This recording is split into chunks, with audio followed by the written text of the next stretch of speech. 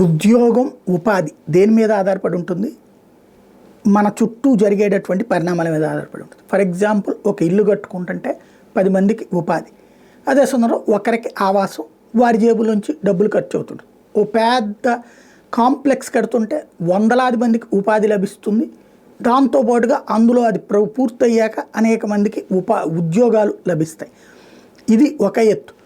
అదే సందర్భంలో ఇప్పుడు టెక్నాలజీ డెవలప్ అయ్యాక, ఇదివరకు ఒక 100 ఎకరాల పొలాన్ని సేద్యం చేయాలంటే కనీసం ఒక 100 మంది కూలీలు కావాలి.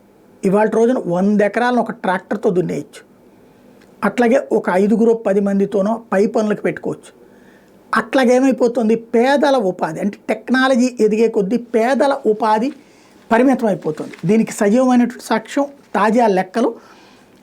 అసంఘటిత రంగంలో ఉద్యోగిత రేటు క్రమంగా తగ్గుతూ వస్తుంది.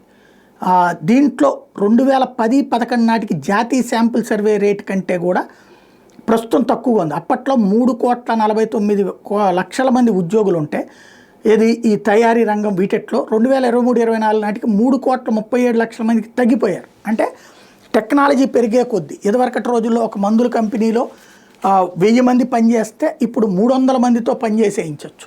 మిషనరీ ఆ విధంగా నడుస్తుంది. కాబట్టి క్రమంగా పెరుగుతున్న టెక్నాలజీ ఉపాధి అవకాశాలని, ఎస్పెషల్లీ పేదల ఉపాధి అవకాశాలు దెబ్బతీసే పరిస్థితి కనబడుతుంది.